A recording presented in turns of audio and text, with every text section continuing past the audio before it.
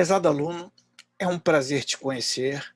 Meu nome é Oswaldo Borges Peres e sou professor de informática na área de sistemas de informação, na área de Big Data, na área de programação, que são áreas que vêm de encontro justamente ao propósito de nossa pós-graduação aqui.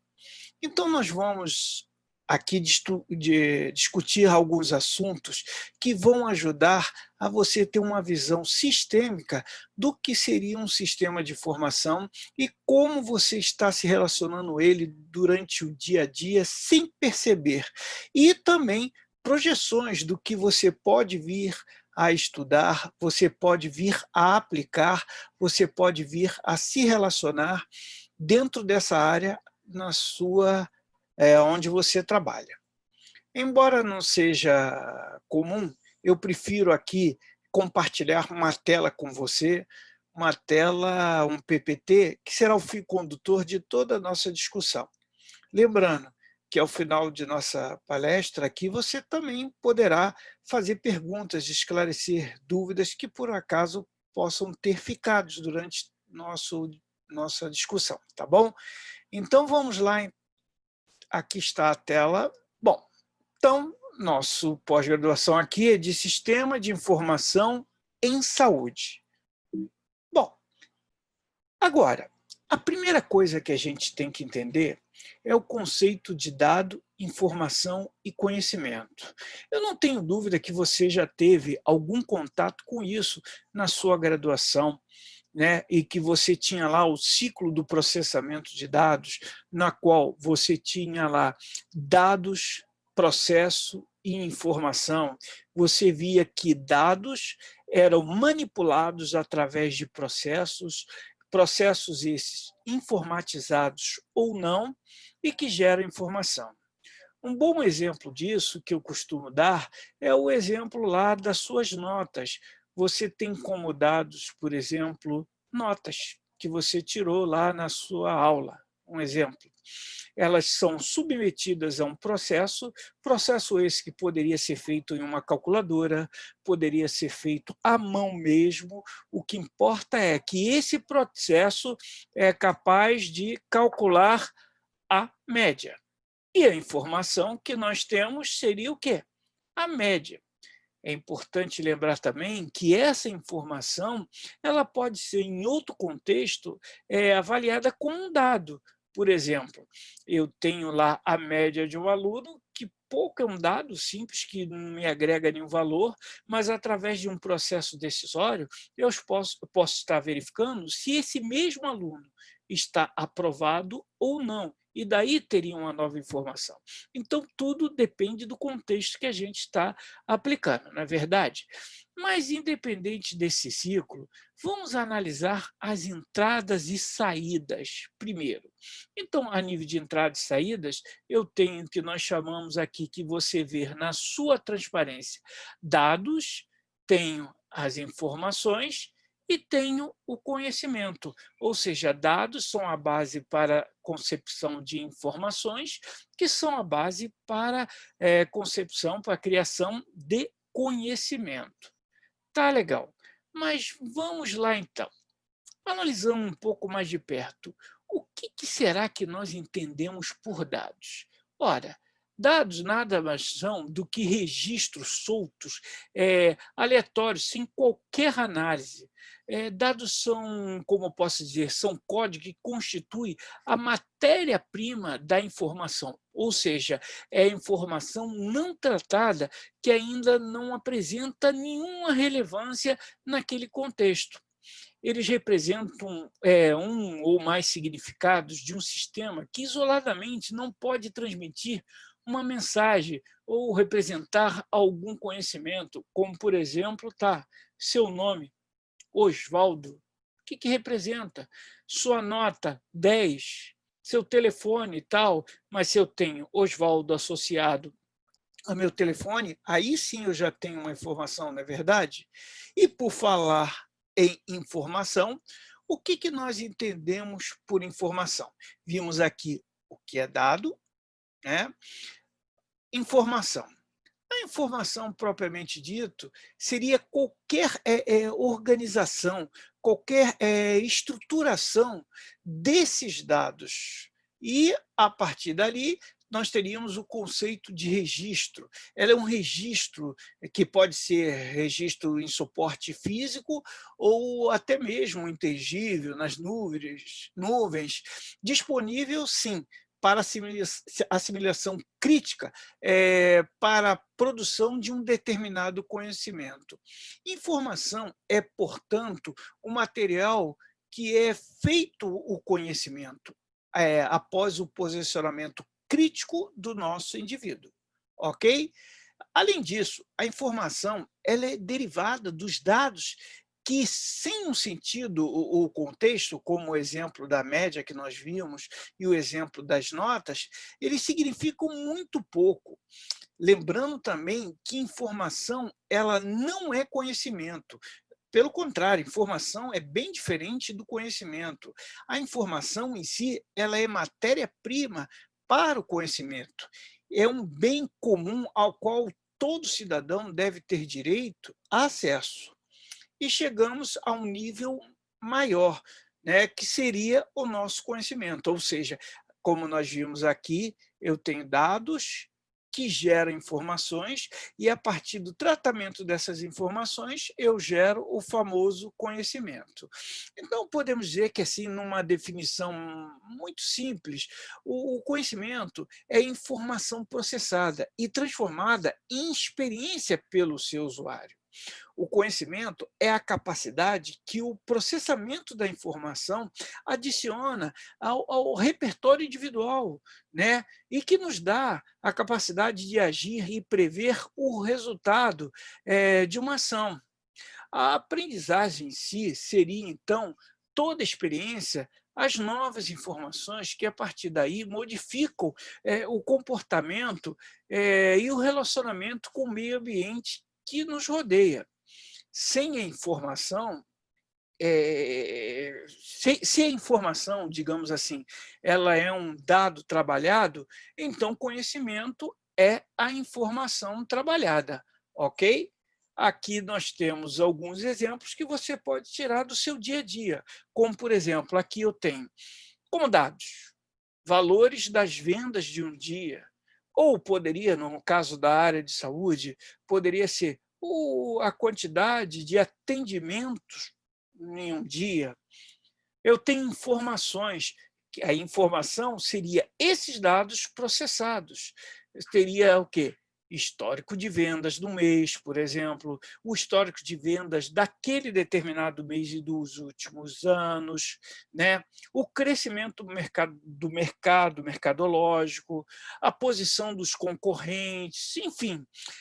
Teria também, a nível de conhecimento, lembrando que conhecimento seria esta informação tratada, ok? E aí eu tenho o estudo do perfil do consumidor, a receptividade do consumidor às novas ofertas de promoções, retornos das campanhas publicitárias, estudo do ciclo de vida do produto, ou seja, isso, claro, na área de saúde também. Eu, por exemplo, tenho histórico de atendimento, vamos supor, você tem um consultório dentário, ou uma clínica dentária. Você tem um histórico lá dos atendimentos num mês como informação. E, a partir desse histórico, a partir do tipo de atendimento que você teve, você sabe, por exemplo, se o perfil da sua clínica é mais estético ou não, se é um perfil de uma clínica na qual ela está vendo a saúde bucal mesmo. Aqui onde eu moro, por exemplo, muitos dentistas estão se especializando justamente nesse perfil de atendimento estético. Nós vemos que muitos médicos, cirurgiões estão se especializando nisso porque as pessoas estão procurando a fim de se tornarem mais bonitas, a fim de um tratamento na sua aparência. E isso tudo poderia ser levantado esse conhecimento a partir de informações que foram geradas de determinados dados, ok? Bom, agora, pensa direitinho. Nós temos aqui que, apesar de os termos falados das entradas e saídas, isso tudo precisa ser manipulado o quê? Via um programa, não é verdade? Então, por exemplo, se eu tenho lá, o meu primeiro exemplo, eu tenho lá as notas que são calculadas e que são geradas as médias, não é verdade? Ou seja, ali eu tenho um programa muito simples, mas nós observamos que no mundo atual, esse programa simples cresceu e cresceu muito. Nós somos hoje abarrotados por uma quantidade avassaladora de dados, não é verdade? Nossa vida ela é circundada de dados 24 horas por dia. E nós precisamos, muitas vezes, dar tratamento a esses dados para ter informação. E sem falar que também temos informações que precisamos torná-las conhecimento. Então, hoje, para isso, os programas cresceram muito, já não são aqueles programas simples de média, e são os famosos sistemas de informação que muitas vezes são caracterizados por ser um conglomerado de pequenos subsistemas. E dentro desse sistema de informações, é preciso entender que existem vários tipos, várias pegadas, como disse, vários DNAs de sistema de informação diferente, porque normalmente a gente pensa que tudo é programa e, por isso, às vezes até pensa que é fácil, se aplica, se programa da mesma forma, tem as mesmas métricas, tem a mesma forma de condução, de modelagem do seu desenvolvimento, e não é bem assim. Eu já tive a oportunidade de implementar alguns sistemas em empresas que o dono, por não ter conhecimento disso, ele tinha uma visão muito operacional e não sabia o potencial daquele sistema podia agregar valor à sua empresa. Então, aqui nós vamos discutir alguns desses tipos de sistemas de informação, ok? Então, a nível operacional, como você pode ver aqui na nossa pirâmide, que é o mais comum e mais fácil, digamos assim. Aliás, eu poderia falar aqui que esses sistemas, na verdade, no passado, aí na década de 50, eles basicamente trabalhavam nesse campo operacional e houve essa evolução até chegarmos a hoje a um patamar estratégico, não é? Então, esses sistemas operacionais, ou melhor dizendo, sistemas que visam atender a cadeia operacional, o que seria esses sistemas? O primeiro deles é o que nós chamamos aí, o sistema de processamento de transação, que o nome, inclusive, fala por si só. O que são esses tipos de sistemas? Eles são sistemas de suporte em nível operacional às atividades do dia a dia da sua organização, do seu hospital, da sua clínica, da onde você trabalha. Inclusive, normalmente, eles estão bem acessíveis a você, né? São utilizados na automação das tarefas que são repetitivas e de transação, como, por exemplo, um controle de estoque de remédios, controle de leitos, a contabilidade da sua clínica, do hospital, sistemas de cobranças, o pagamento de contas, a folha de pagamento, isso tudo faz parte de sistemas, né, SPT, Sistema de Processamento de Transação. Tá legal? E os sistemas desse tipo, eles geralmente são padronizados, são padrões. Você vê que tem formulários, normalmente padrão, que você deve seguir, tipo aqueles cadastros que a gente faz, né, dos dados do estoque, o cadastro do lançamento das contas, enfim. Né? Então, eles são bastante padronizados e o que eu quero dizer é que devem ser operados sempre da mesma forma, ou seja, com um treinamento fica fácil você perceber, a tela é sempre assim, as informações sempre são essas, são bem amarradinho, né? E daí, de uma certa forma, mais simples. como eles suportam as operações da empresa, as respostas dos sistemas devem ser bem rápidas, é o que se espera, e também o sistema também deve ser confiável. Aliás, isso não é só no SPT, nós temos em todo e qualquer sistema, ele tem que ser eficaz e eficiente, tem que ser extremamente confiável, não é verdade?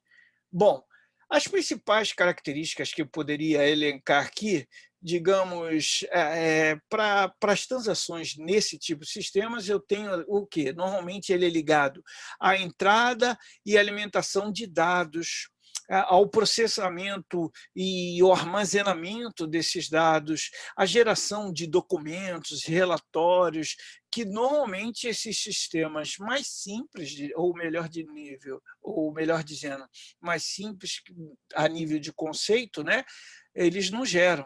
Quem é que não precisa de um relatório constantemente, gerar documentos, imprimir receitas, por exemplo, né? Enfim, são várias as aplicações. Os tipos de aplicação que nós vemos, como eu falei outrora, seria mais lá o que nós chamamos de controle de estoque, que vai controlar ali os produtos, os remédios que estão armazenados lá na sua organização. E também é de sua responsabilidade o controle da movimentação desses produtos, desses remédios, ou seja, a entrada e saída, porque ele é muito importante, pois, em outras palavras, se eu cometo algum erro nesse tipo de entrada e saída, eu comprometo todo o processo de conhecimento, ok? E também existem outras funcionalidades desse tipo. Outro lance que também faz parte da característica deles seria o quê? A questão logística, né? Ou seja, eu preciso saber aonde está tudo certinho, colocar os remédios, colocar os pacientes, internações, tudo em local certo, em que se vai estar na UTI, em que leito vai estar, os remédios, se está, aonde está, estoque, validade e coisas do gênero, né? Ele, inclusive, é responsável por relacionar, digamos, interligar as atividades logísticas da própria empresa nos níveis de transações, de controle e gestão, no processo decisório e até mesmo no planejamento estratégico. Afinal de contas, quando o médico lá receita um determinado remédio, né, para um paciente, essa decisão dele, muitas vezes, tem que partir do quê? Se aquele remédio tem estoque, se está tudo na validade, ou alternativas, caso aquele remédio não tenha ali no momento, enfim. Este é uma das finalidades dele. Outra também são aspectos financeiros, né? Responsável pelos ativos da nossa clínica, do nosso hospital, da nossa organização. Então, as questões de contas a pagar, contas a receber, as faturas do que que nossa instituição comprou, né? E outros. A questão das vendas de serviço, das internações, enfim, essas são algumas das principais características que nós temos dos nossos sistemas SPT, o que, por sinal, é bastante simples, né? Bom, agora, nós temos, subindo um pouquinho mais o nível, e aí nós passamos a trabalhar entre o nível do conhecimento e o nível operacional, ele orbita nesses dois níveis da nossa organização, digamos assim, que são os sistemas de automação de escritório. E aí, né, os famosos SAIs, né? Então, esse SAI, né, eles são sistemas que têm ali por finalidade aumentar a sua produtividade no que tange a manipulação de informações. E isso eu tenho certeza que você usa constantemente, e nem sabia que era um SAI. Você vê aqui na figura que eu botei aqui o pacote Office como exemplo, né? Ou seja, esse pacote Office você consegue redigir texto, não é verdade? Fazer planilhas através do Excel, você armazenar dados através do Access, e entre outros, não é verdade? Você tem alternativas como o LibreOffice, o BR Office, que são tudo opções de SAIs que nós temos disponíveis no mercado, né? Quer sejam gratuitas ou não. No caso do pacote Office, é pago. E o BR Office e o LibreOffice são gratuitos.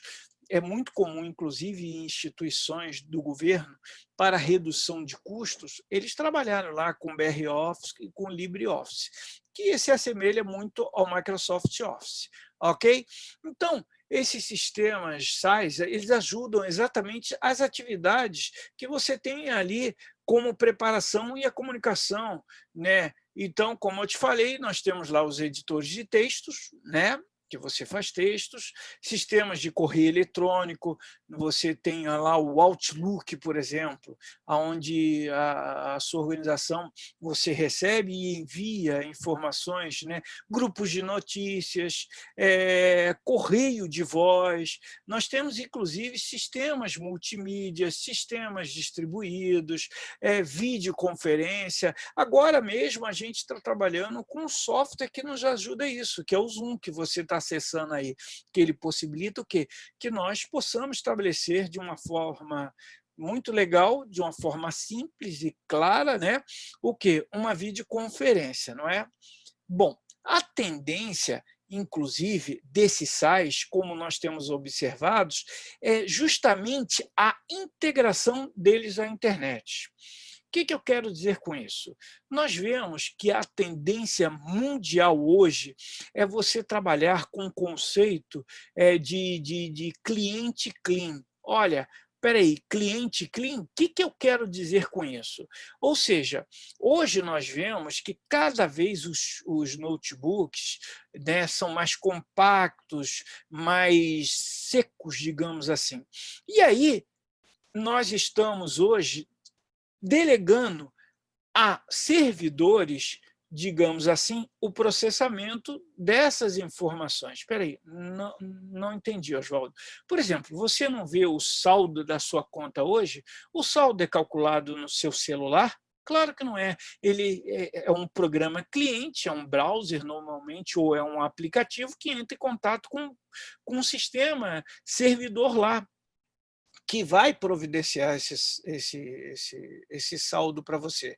Você vê, então, que esses sites também estão nesse sentido. Se você observar a evolução do nosso Office, por exemplo, você vê que cada vez mais ele está ficando parecido com o Internet Explorer, não é verdade? Então, o que acontece? Vai chegar a um ponto em que você não vai instalá-lo mais. Na verdade, você vai usar esse serviço na internet como se fosse um Hotmail.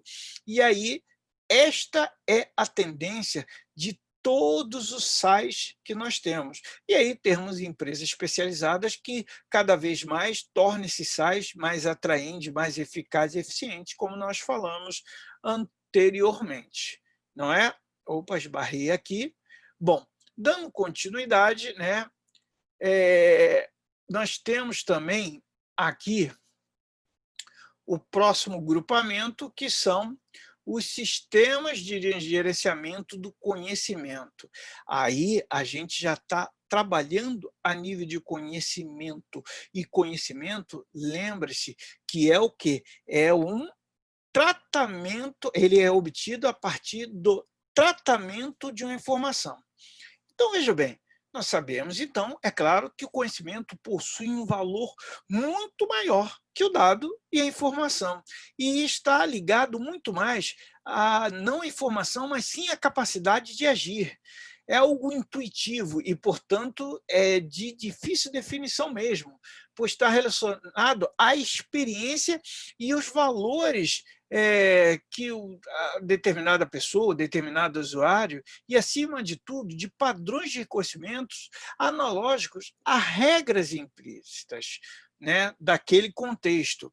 Outro fator característico consiste no fato em que o conhecimento possui discernimento, isto é, ele possui a capacidade de avaliar novas situações a partir de experiências que você teve anteriormente, não é verdade?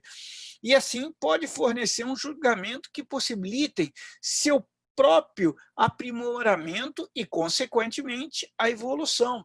Hum, Por exemplo, você tem lá uma bolsa de valores, você tem lá os dados como compra e venda na bolsa de valores, você tem informação da cotação daquela determinada ação, num período, você pode obter isso facilmente, e aí você, a partir disso, você analisa a partir de outras informações, vamos supor, no mundo do petróleo, né? Você tem lá a cotação da bolsa, você tem informações dos acontecimentos que estão sendo, esses eventos que acontecem no momento no mundo, e a partir daí você tem, a partir de uma análise, um conhecimento para decidir se vai investir ou não, não é verdade? Dessa forma, então, o conhecimento opera segundo valores e até crenças que eu acredito, né, pessoais minhas, e pode levar a diferente interpretação dependendo da mesma situação. Então, você vê que não é algo tão padrão como o SPT, não é verdade? Então, esse SGC, Sistema de Gestão de Conhecimento, ele agrega valor a uma organização por meio de seus produtos, dos seus processos, das pessoas. E o grande segredo mesmo é saber gerenciar os dados estratégicos para poder utilizá-los da melhor forma possível. Sua principal função é tornar a informação disponível e, com isso, fornecer condições a você de se conhecer melhor as necessidades dos nossos interessados, dos nossos clientes, dos nossos pacientes, dos nossos colaboradores, e contribuindo assim, por conseguinte, lógico, para melhorar a excelência na redução de custos, melhorando eficazmente para o desenvolvimento daquela organização. O que torna o conhecimento valioso para a nossa organização, em última instância, é a capacidade de tomar melhores decisões e medidas a partir desse conhecimento, não é verdade? Um nível um pouco acima, nós temos lá, que aí seria num nível mais tático, nós temos os famosos sistemas de informação gerenciais, que nós conhecemos, alguns falam até dos seus famosos ERP, né? O sistema de informação gerenciais estão relacionados a quê? Às atividades de gestão, tendo como objetivo de fornecer subsídio, né, às diversas áreas funcionais de nossa organização, de nosso hospital, de nossa clínica, e oferecer assistência às tomadas de decisões para identificar e corrigir problemas de competência gerencial. Além disso, pense direitinho, ele também auxilia no processo de planejamento, de controle de nossa empresa, tratando os vários bancos de dados dos sistemas que nós temos. Em algumas organizações, esses sistemas de informações podem estar voltados para o apoio de decisão a nível tático, e dentro essas podem se citar relacionados com projeções de custos globais, em virtude da implantação de novos serviços do nosso hospital, da nossa clínica, uma programação linear para um mix de serviços que eu vou oferecer, orçamento que possa ter para novos investimentos em leitos, em contratação de médicos, enfim, são muitas as possibilidades. Podemos, inclusive, relacionar algumas características que são características e comuns aos sistemas de informações gerenciais, como, por exemplo, são semi-estruturados em termos de tomadas de decisões. Ou seja, eu já tenho parte dessa decisão organizada e eu complemento com o conhecimento que ali nós temos naquele determinado momento. Nós vamos ver algum exemplo e você vai se identificar. São customizados. O que eu quero dizer com isso é que eles são ajustados às necessidades de determinadas áreas funcionais, como atendimento a pacientes, né? Como a internação, como as finanças, enfim, podendo ou não ser repetitivos. Ainda assim, eles são pouco flexíveis na produção de informação e utilizam projeções, modelos e informações subjetivas para essa tomada de decisão. Permite consultas diversas, tem pouca ou nenhuma entrada de dados, diferente, por exemplo, do SPT, que basicamente ele faz isso, entrada e saída de dados, né?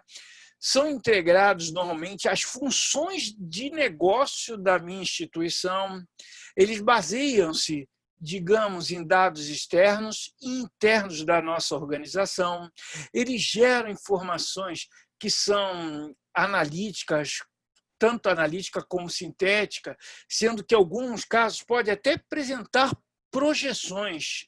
Como exemplo, eu tenho lá o sistema de contabilidade e finança, que permite o quê? Eu fazer um planejamento financeiro, ou seja, eu tenho lá o que eu gastei, o que eu estou gastando, e posso fazer uma projeção em cima do que eu fiz no passado, né? Estimar lá o nosso futuro. Ok? Não é verdade? Orçamentos, né? Orçamento de capital, folha de pagamento, no que tange à divulgação, a marketing, a vendas, né? Se relacionar bem com nossos pacientes, né? Fazer aquele corpo a corpo, verificar se o atendimento é de qualidade através de pesquisas, enfim, há muitas as possibilidades que nós temos nesse tipo de sistema, ok? E são vários, tem lá sistemas de gestão, nesse contexto de gestão de recursos humanos, por exemplo. Subindo um pouco mais o nível, nós temos o que nós chamamos de SAD, que seriam os sistemas de apoio à decisão. E esse, sim, é um sistema que nada mais faz, é um sistema computadorizado que combina modelos e dados em uma tentativa de resolver esses problemas que são semi-estruturados ou não, como a gente já viu, com um intenso envolvimento, inclusive, do nosso usuário. Então, as principais características que a gente vê nesse tipo de sistema, que você se depara muito com ele, né, que é a possibilidade de desenvolvimento rápido, com participação sua em todo o processo, a facilidade de incorporar novas ferramentas nesse processo, a flexibilidade na busca e manipulação das informações, enfim, a real pertinência desses processos nessa tomada de decisões, a facilidade da usabilidade. Através dele, fica como vantagem, nós temos lá, ele é rápido, ultrapassa os limites cognitivos, porque ele é de apoio à sua decisão, ele reduz custos, a qualidade das decisões são melhores, as decisões são mais eficazes, normalmente eficientes, né? Tem a melhor comunicação, inclusive desse sistema com o nosso gestor, enfim. Existe, claro, desvantagens que são bem mais complexos, mais caros de se implementar. E, basicamente, você conhece a estrutura deles. Por exemplo, como a estrutura nós vemos, temos lá os bancos de dados. Quem é que não tem aí numa empresa o nosso banco de dados? Aliás, o banco de dados é a base hoje que me dá condições a eu ter uma gestão eficaz e eficiente desse conhecimento. São os bancos de dados que permitem eu trabalhar de forma mais rápida, com dados, e inclusive a gente vai falar um pouquinho mais à frente deles, com outra tônica, né? Então, esses são a base de dados onde essa informação que eu preciso está, né? Outro subsistema são o que nós chamamos de gerenciamento de modelos, que nada mais é que um pacote de software que permite ao modelo modelar as capacidades analíticas através de ferramentas e estatísticas, por exemplo, de análise e ferramentas estatísticas e de gestão. A este software por vezes, dado o nome de sistema de gerenciamento de modelo de dados, ok? Para nível de conhecimento apenas, né? Temos um subsistema de gestão de conhecimento que pode realizar o papel de qualquer um dos outros subsistemas ou até agir de forma independente. Ele é responsável por aumentar, inclusive, a inteligência do próprio decisor, né? Do próprio gestor que vai aplicar esse conhecimento no seu processo decisório, né? Ainda temos um subsistema de interface com o usuário, que permite ao usuário desse SAD que faça que esse contato seja feito através de comandos. E outro personagem, né? Outro participante desse SAD, e fundamental, são os usuários. Sou eu e você, que somos pessoas envolvidas com problema ou com a decisão que o sistema tem por função apoiar. Nós somos usuários, né? O gerente é usuário, a pessoa que vai tomar a decisão é usuário. O SAD possui classificações principais de usuários, equipes, mas não vem ao caso a gente discutir isso agora. E, por último, para que você tenha uma ideia sistêmica e não pense que implementar na sua empresa um sistema de informação é simplesmente botar um programinha, nós temos um nível mais alto, que seria o sistema de informações executivas, que nós chamamos de SIE, que você vê que está mais na camada estratégica, lembrando que operacional, onde eu coleto os dados a nível de conhecimento, eu gero esse conhecimento tático, traço várias táticas para que eu possa implementar uma estratégia para a minha empresa. Ou, se eu não for a pessoa que emprego essa estratégia, eu pelo menos vá me alinhar para essa estratégia, não é verdade? Então, esses sistemas de informações, são sistemas que combinam, digamos assim, muitas das características dos sistemas de informações gerenciais e de apoio de decisão, e foram desenvolvidos com o objetivo de atender às necessidades das informações estratégicas da alta administração, né? Ele parece bem com o SAD, só que ele está focando que a decisão estratégica e não tática como o nosso SAD. Nesse sistema, inclusive, a informação é apresentada segundo a preferência dos nossos executivos, que normalmente não é igual, é o que nós chamamos de visões, onde cada um enfatiza o uso da interface gráfica com o que lhe agrada, e com exibições normalmente gráficas que possam ser personalizadas de acordo com o que os executivos precisam. Nem sempre relatórios, por exemplo, são ideais para ele, às vezes gráficos, aliás, normalmente gráficos, é uma forma mais fácil de comunicação, eles têm que ter essa capacidade.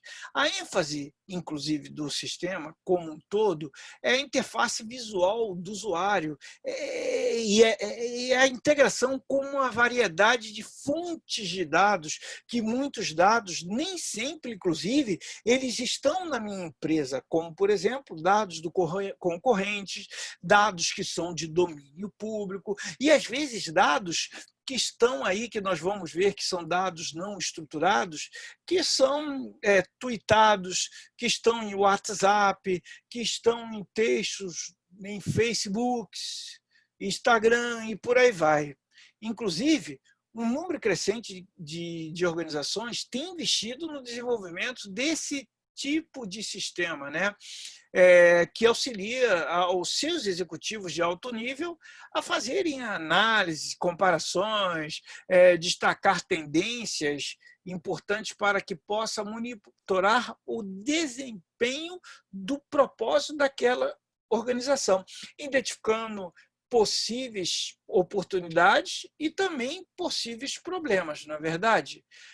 Antes desses sistemas se tornarem disponíveis, esses tomadores de decisão se baseavam-se em quê? Em planilhas do Excel, em gráfico do Excel, inclusive diferentes, e relatórios que atrasavam o processo de decisão.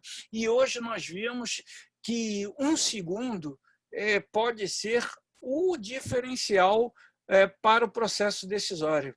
Certa vez, na Bolsa de Valores, por exemplo, foi lançada uma concorrência, né, para desenvolvedores que precisavam de obter uma informação a partir da Bolsa de Valores, era uma concessionária, no mínimo em 20 segundos, para poder tomar decisão para aquele camarada que fica lá no pregão. 20 segundos. Pois é, a empresa vencedora venceu em 4 segundos, que foi a mais rápido. E detalhe, quase todas chegaram perto, para você ver que hoje tempo é dinheiro, tempo é informação correta, não é verdade? O tempo e informação correta são essenciais para o sucesso de qualquer empreendimento, ainda mais na nossa área de saúde. Agora, com grande quantidade de informações pertinentes, podem ser acessadas em segundo, mas se fosse sem sistema, seria impossível, não é verdade?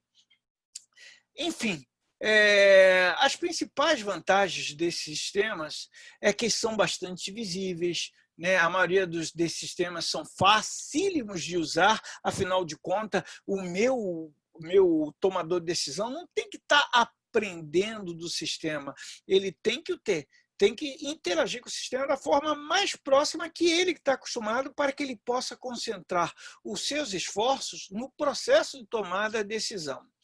É claro que tem limitações, até mesmo porque, normalmente, eles são sistemas caros, custam muito, né? Então, vale a pena uma reflexão de como investi-lo ou não. Ok? Bom, então nós já vimos que dados, informações e conhecimento são trabalhados a partir de sistemas de informações, não é verdade? Bom, o que acontece é que o mundo, nos últimos anos, evoluiu muito mesmo. Eu me lembro do meu primeiro celular, por exemplo, que era um tijolão PT550, e já existiam outros antes. Era o lançamento, era bem novo, botava na cintura, aquilo era uma arma. Anos depois, 30 anos depois, mais ou menos, esses celulares hoje podem ser comportados até em anel. Eu tive um aluno presencial, por exemplo, que tinha um celular dele, era num anel. Ele se comunicava assim. A descagem era via voz, né? E o anel tinha um chip e fazia conexão. Interessante, né? Então, houve um avanço muito grande dessas tecnologias de informação e comunicação, tanto no que tange aspectos de hardware, como também aspectos de software, não é verdade? E, por isso, nós podemos dizer que a utilização dessas tecnologias, essas TICs, nos abrem inúmeras possibilidades e recursos e benefícios para nós, para a área de saúde e principalmente para os médicos, né? Para os enfermeiros, para o pessoal operacional da área de saúde. Não é verdade? Então, o que nós podemos destacar diante desses exemplos aí? O primeiro deles, eu costumo citar, é o ponto eletrônico de paciente. O ponto eletrônico de paciente, outrora, eu peguei esse tempo que o médico tinha uma fichinha e fazia o controle do paciente, das doenças.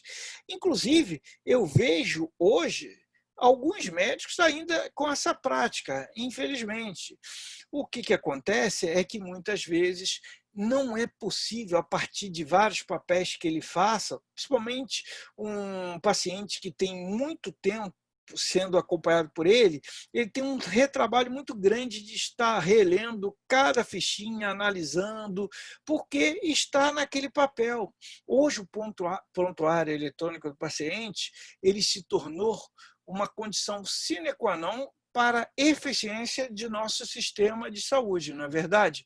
E, por isso, eu costumo dizer que o prontuário eletrônico do paciente ele é uma tecnologia nova, né?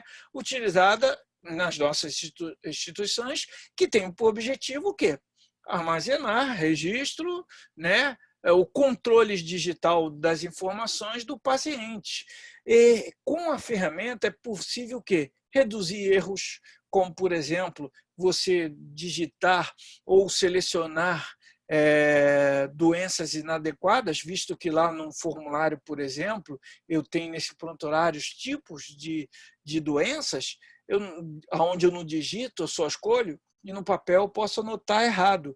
Inclusive, na pressa ou com a letra de médico tradicional, muitas vezes os mesmos nem reconhecem a sua caligrafia, não é verdade? Então, uma redução de erros, otimiza recursos, né? Amplia a segurança, aperfeiçoa o atendimento nas clínicas, hospitais e até em outras organizações médicas ou não médicas, né? Ele permite o quê? O armazenamento de dados de saúde em sistemas digitais seguros, que tem sido, inclusive, uma preocupação crescente das pessoas, que valorizam cada vez mais as instituições que prezam pela proteção da sua informação. Hoje mesmo eu estava recebendo aqui, tentaram me aplicar um golpe a partir de dados que tinha lá, provavelmente, dados de saúde de um médico, maior coincidência mesmo, porque o médico, eu não sei bem como ele armazenava, mas na época eu me lembro que a maioria dos médicos não usavam o PEP, não é verdade?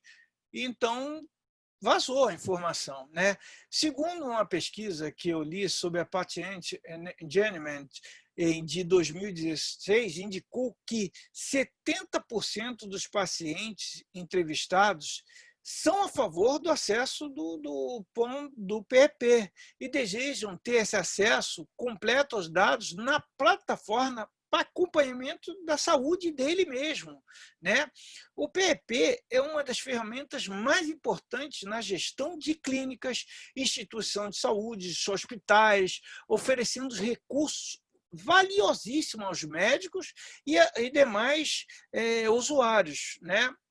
Inclusive, nos últimos anos, a tecnologia se consolidou no mercado e continua em larga expansão, pois permite que profissionais de saúde possam manter um registro atualizado com todos os dados históricos do paciente, facilitando, inclusive, o aprimoramento do diagnóstico. Inclusive, esse histórico de acompanhamento do paciente, ele é muito importante para ferramentas que nós vamos ver, como Big Data, como BI, vamos ver mais à frente. Entre algumas vantagens, né, que nós podemos destacar estão o aumento da receita, a redução de processos burocráticos, de custos devido ao uso de papel, né, de bases locais individualizadas, aperfeiçoamento de práticas médicas, uma melhor, inclusive, comunicação entre o paciente e seus médicos, enfim, Isso são alguns dos benefícios que a gente tem logo de cara, né? Inclusive, no Brasil, de acordo com pesquisa, o uso de prontuário eletrônico aumenta em tempo nos consultórios. Aumenta, ou desculpa, o uso de prontuário eletrônico aumenta em tempo lá nos nossos consultórios, o quê? A necessidade devido à demanda que nós temos em nosso consultório lá. Por exemplo, a gente tem lá consultórios que o médico começa a notar quando você está vai se consultar. Então, ele pede a sua secretária, e a secretária vai procurar teu prontuário, espera, ele vai ler, analisar, se atualizar, para poder ver seu novo quadro, anotar. Esse tempo de espera aumenta muito quando nós não temos o uso do PEP. Então, isso é mais do que necessário dos nossos dias de hoje.